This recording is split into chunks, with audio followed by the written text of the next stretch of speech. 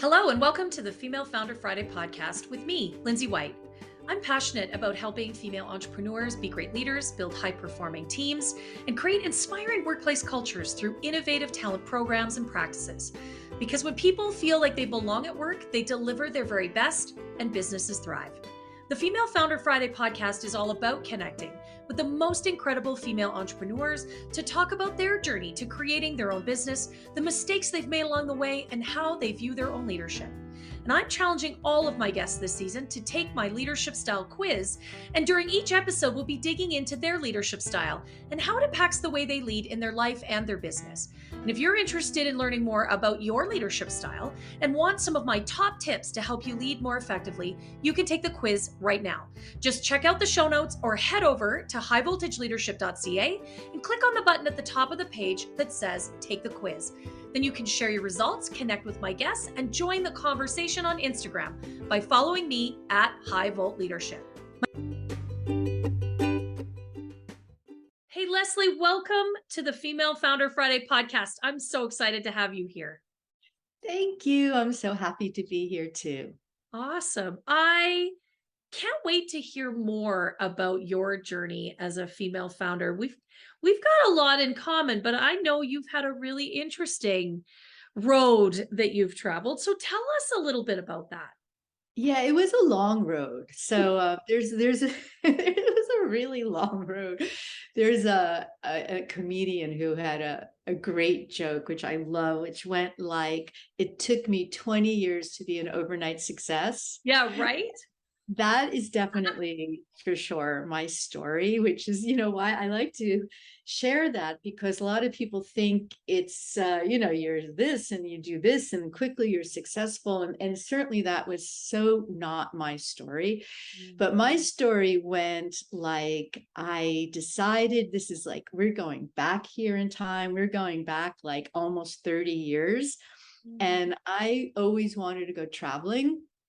To Indonesia. I just was like drawn to this part of the world. When I looked at the map and I saw those beautiful islands that kind of like curved around, including Bali and Java, for some unknown reason, I was really drawn to that place. And I decided to go traveling. I did. I loved it. 7 months on sailboats, eating fun Indonesian food, meeting interesting people, backpacking, traveling by myself. A really incredible experience. And then I needed to go back home, which at that time was New York City, and get a job. Okay. So I think I was maybe in my early 30s at that time. So I'm sitting on my bed in my little apartment in New York City, going through the New York Times job help section, which is how you found jobs way back then. Right. And I'm just like going through everything. And there's just like, there's not one single job I possibly want in the entire newspaper. And especially after this feeling of the freedom I had of traveling. And then all of a sudden, I literally had a light bulb moment that went this way. I thought, I wonder if I jumped back on a plane and went back to Bali, Indonesia. I wonder if I went and bought a bunch of stuff there and brought it back to the US, if it would sell. And my desire, my burning desire to not get a regular job again, the idea of getting into the bus and the subway and then into the big corporate office and taking the elevator up to the 36th floor and, whatever it is, all of those memories of what I had been through. And the distaste for it was so strong that I literally just did that. I love it. I don't know if you can hear this in Leslie's voice, but even now, 30 years later, the extreme, somebody put something sour in your mouth. I just couldn't do it anymore. And my alternative was like job or go back and try, job, go back and try. And I just decided I'm going to go back and try. And I went back. I mean, we're talking about on the street level here, literally walking the streets of Bali, Indonesia, going in and out of shops and buying things that I thought could sell, which at that time was, I was very drawn to children's clothing because it was so colorful. They did beautiful batik then. And I just went, brought it back to New York, did a street fair, and I was just inundated with women buyers just because they had not, it was very new back then, and they just hadn't seen anything like it.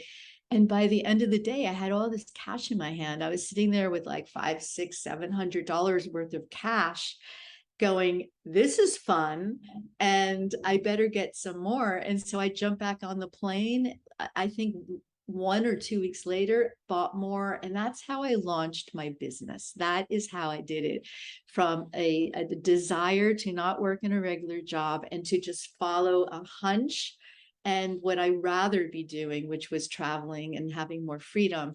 And that's how I launched my business. I call it Back from Bali. I'm bringing clothes back from Bali. Love it.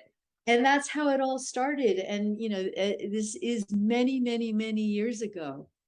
And even though my business was successful in the way that you could define success as to having freedom, meaning I could wake up when I wanted, I could work from where I wanted.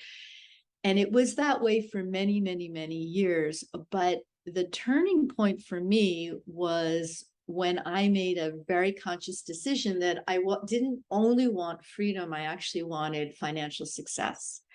And when I made that decision, everything changed and brought me to where I am now. I love that. I really love that story. And just hearing you, I mean, I've read your bio, but just hearing you tell it and the richness that is in it is just really compelling. It's really compelling. Yeah.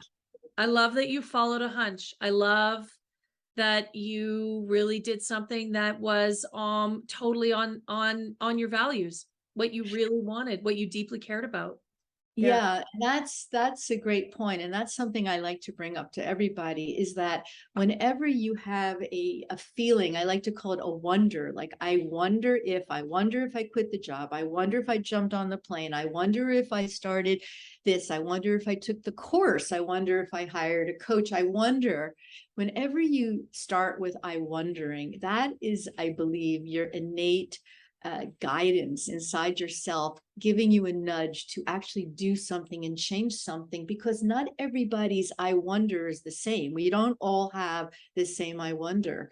So it is so important to listen to those I wonders, because you don't know where it's going to bring you. And that's why a lot of people never do it, because that's the answer. You don't know where it's going to bring you. I didn't know if those clothes would sell. I didn't know if I had to maybe get another job in another month or two.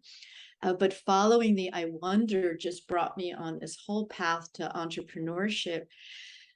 And it's the best. I mean, it's the best decision I ever made, because it's just amazing being an entrepreneur because of what you can learn and what you can create and do. I love that. I just really love the way you articulated that the I wonders, that nebulous, dreamy sort of, that would be cool space. That is your intuition talking to you. That's right. That deep inner knowing knocking on the door saying, there's something out there for you.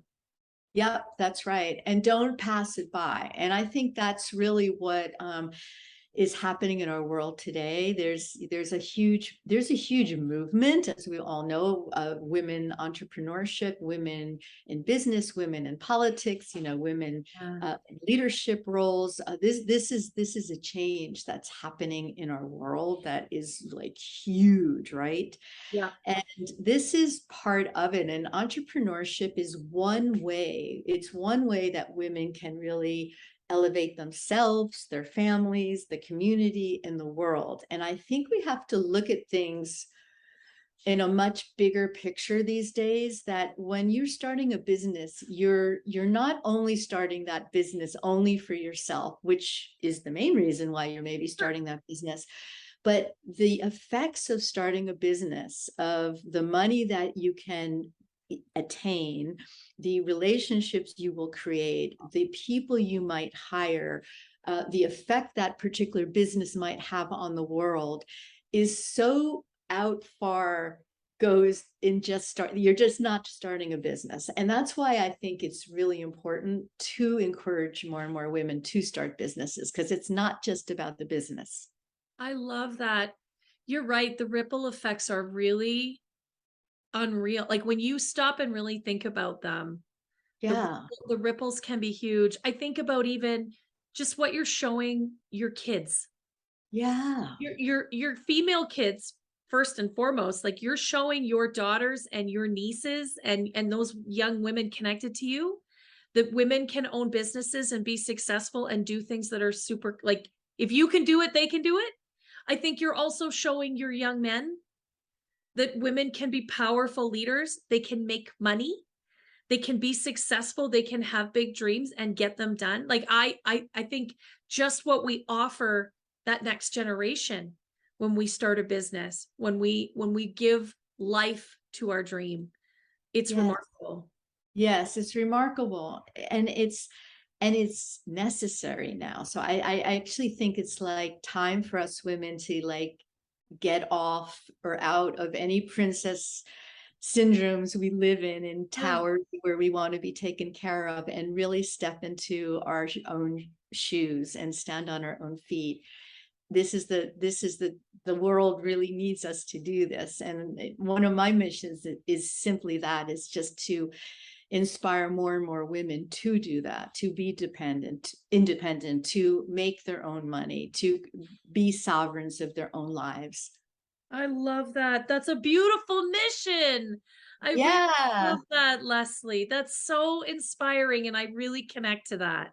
Yes. Yeah. It's important these days. You know, the feminine is growing, and connecting with our feminine power and bringing our feminine power into the world, like into business. So like, how do you do that? You know, you might be able to do that by, you know, having certain and better relationships with your in my case, I create clothing, like with my vendors, and Yeah. support them. And for example, during COVID, you know, I made sure my people in Bali and Indonesia who are making my clothes, you know, had enough food, for example, had enough money, because, you know, there was no tourists obviously coming into Bali for almost 3 years, and they're completely dependent on tourism. And so I had so many of my vendors were really pretty desperate.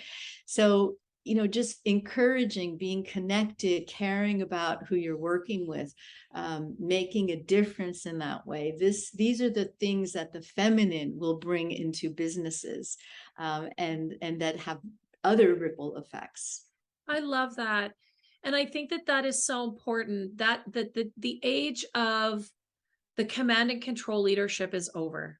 It's over. It's dying. Some are clinging to it. Like, let's be clear.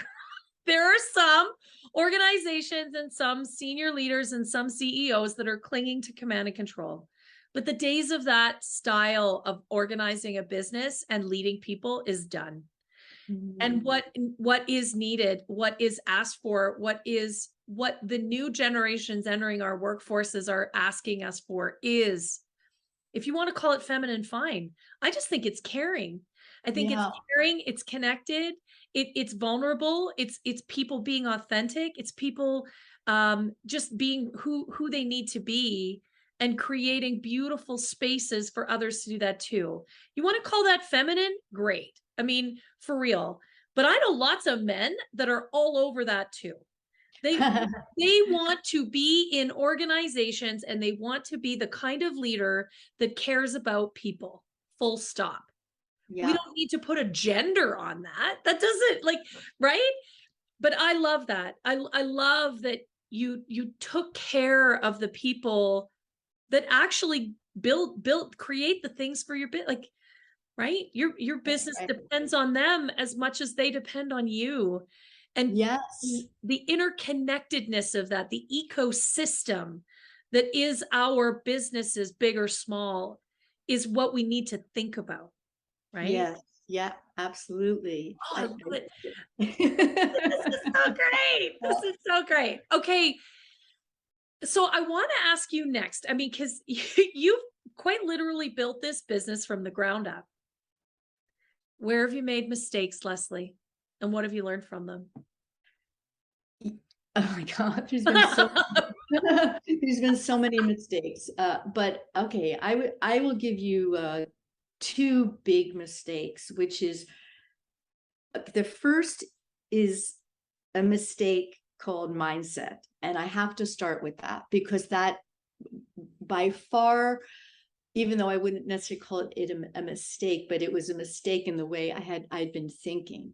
So the reason why it took me like almost more than 20 years or 25 years to bring a business from 5 figures to a business that was multiple 7 figures is simply because of the way I had been thinking.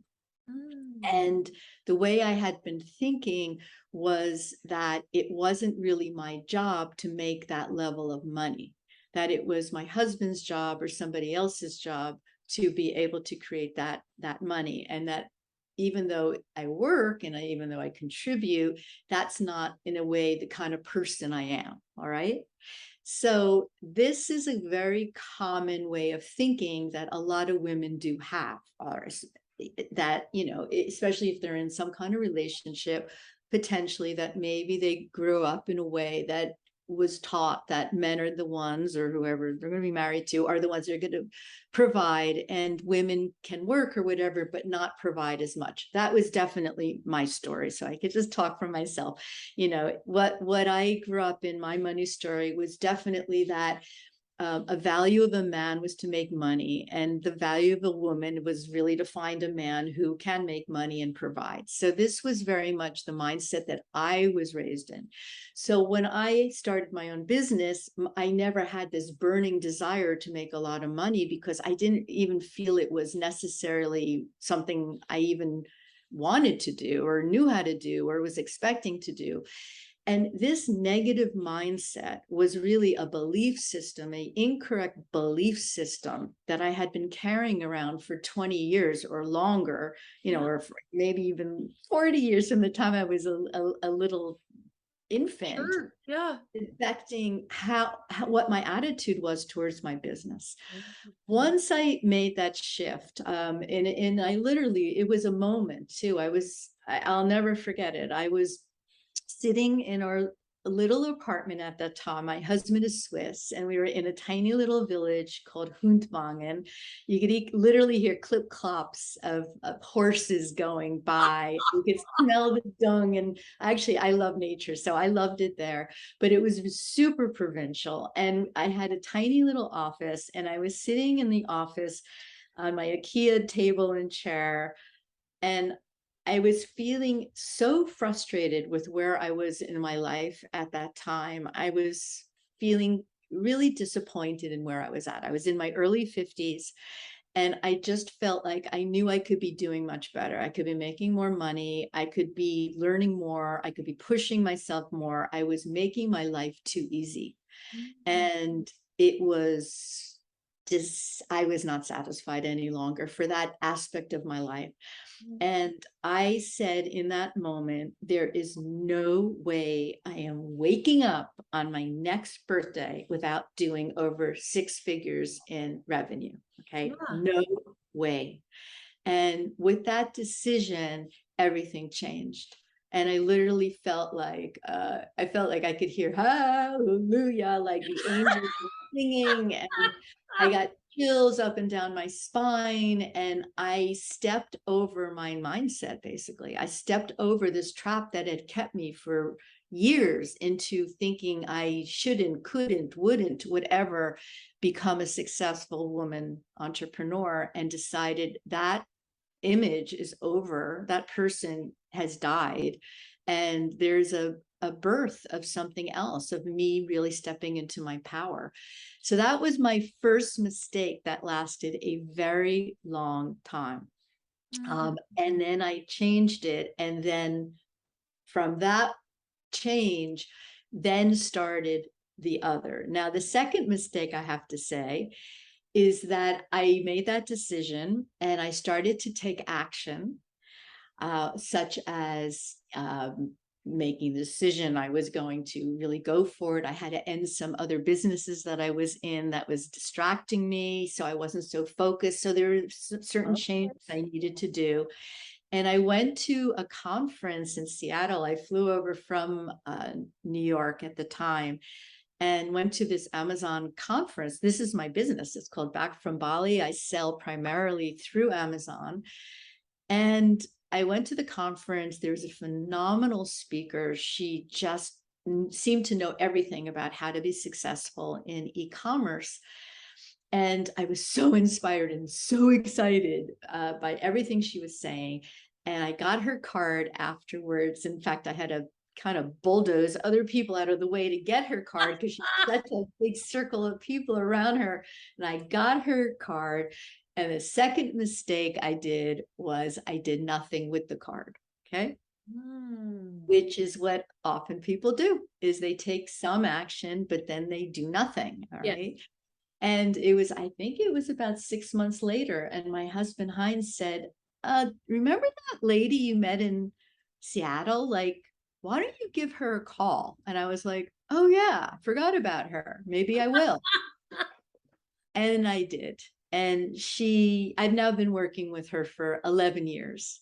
I love it. And yeah, and it's by working with her, having a mentor, consultant.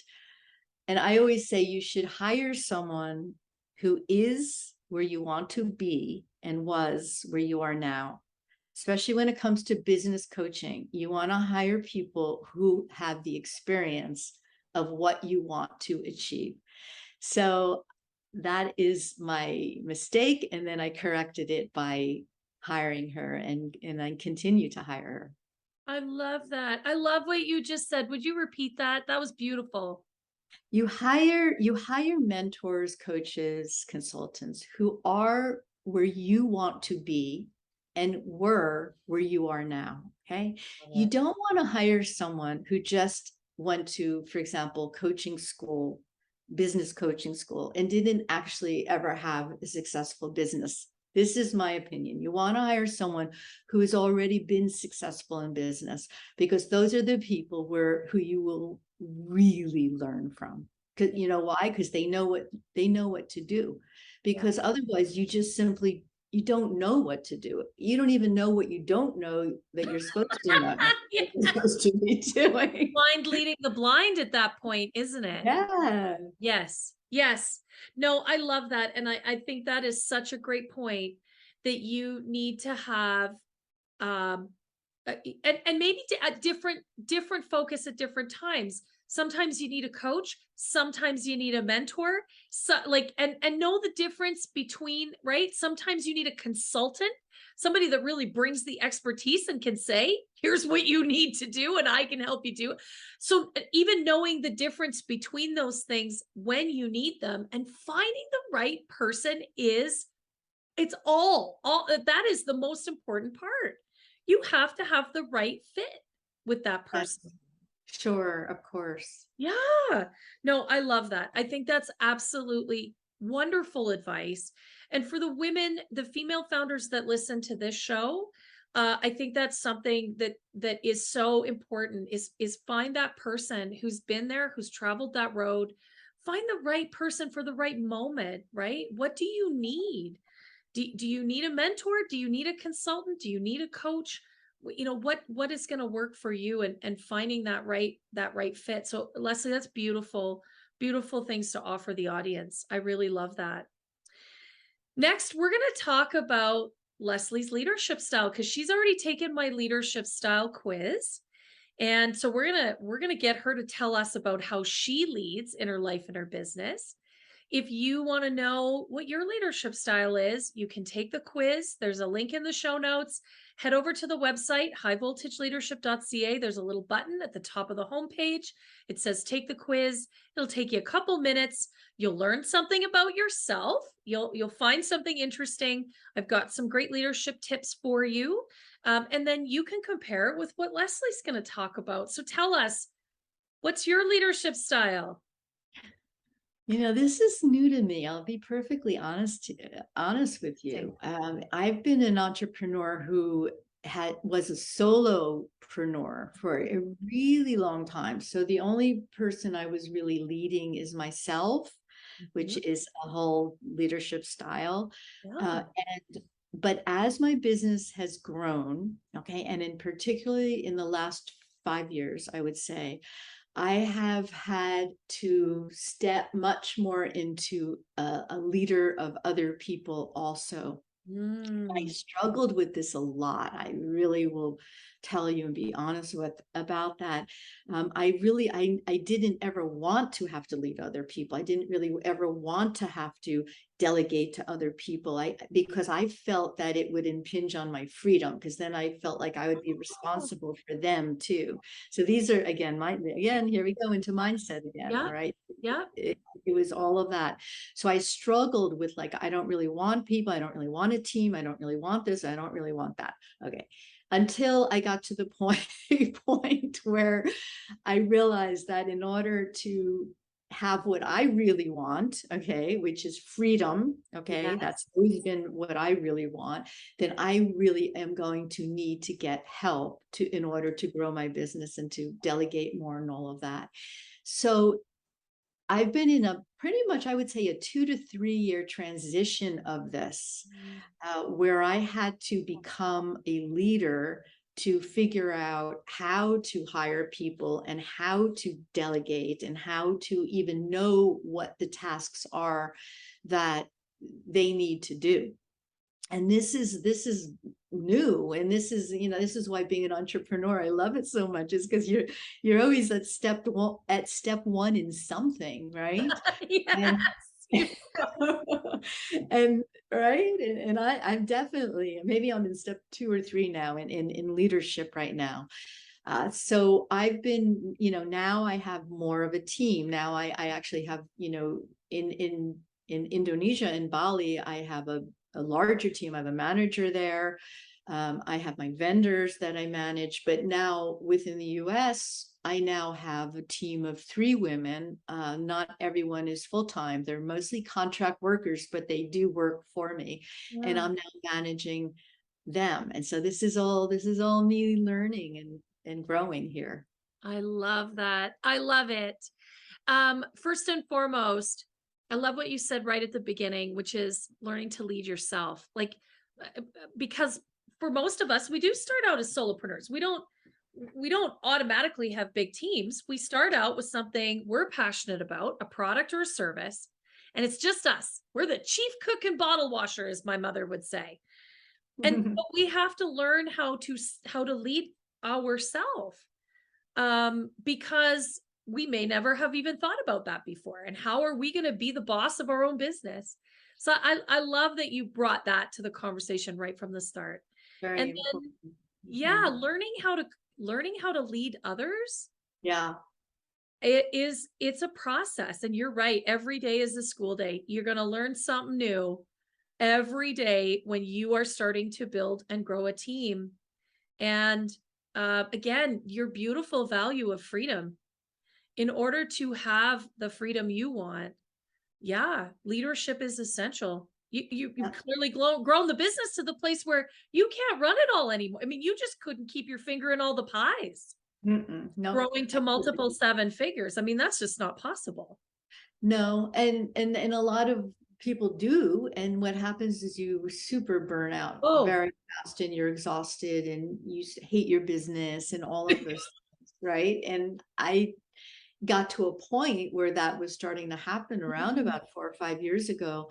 And when you go over a 7-figure mark and keep growing and growing, it's at that point where you're starting to be like, wow, this is getting too much. And I, went to actually a conference. I believe in becoming a ferocious learner. That's something I like. That's the term I like. And that's, I've written a book that will be coming out, and that is called 7 Keys to 7 Figures. And one of the keys in the book is become a ferocious learner. I love that.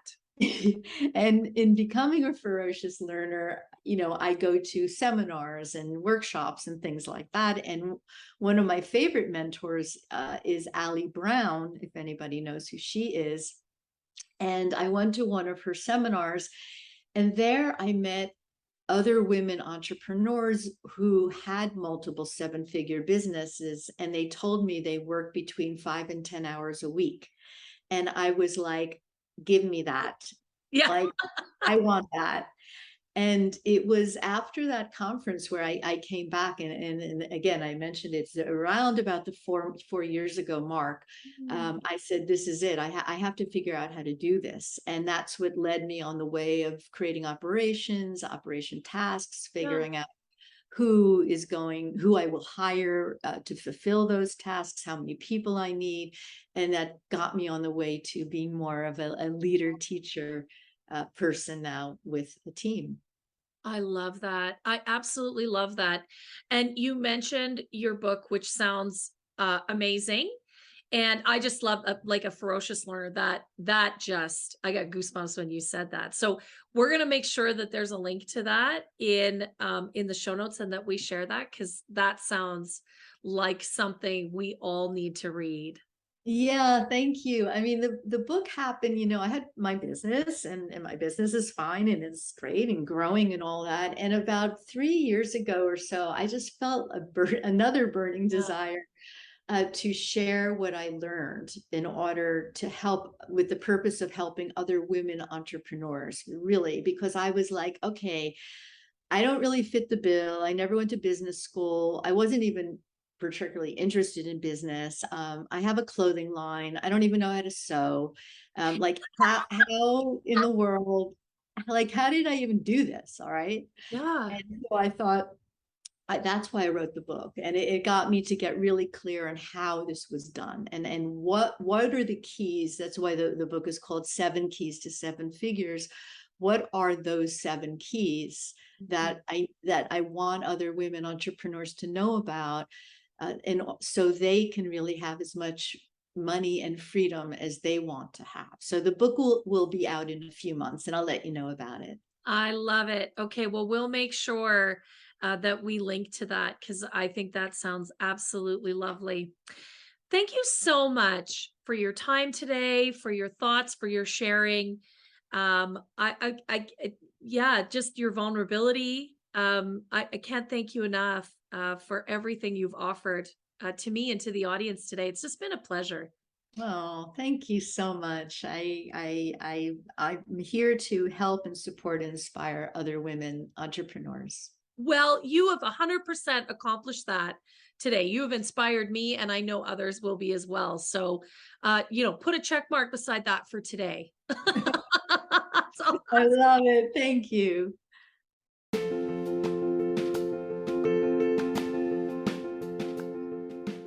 well, thank you so much for tuning in today. I sure hope you enjoyed listening as much as I did hosting this conversation. And if you did enjoy today's episode, would you do me a favor? Would you give the episode a 5-star review and share it with all of your friends? I would really appreciate that. I've got a goal to impact 1,000 female founders, and with your help, we can really amplify this message. Thanks again for being a part of the show, and don't forget to connect with me and all of my guests on Instagram at High Volt Leadership. We'll see you next Friday.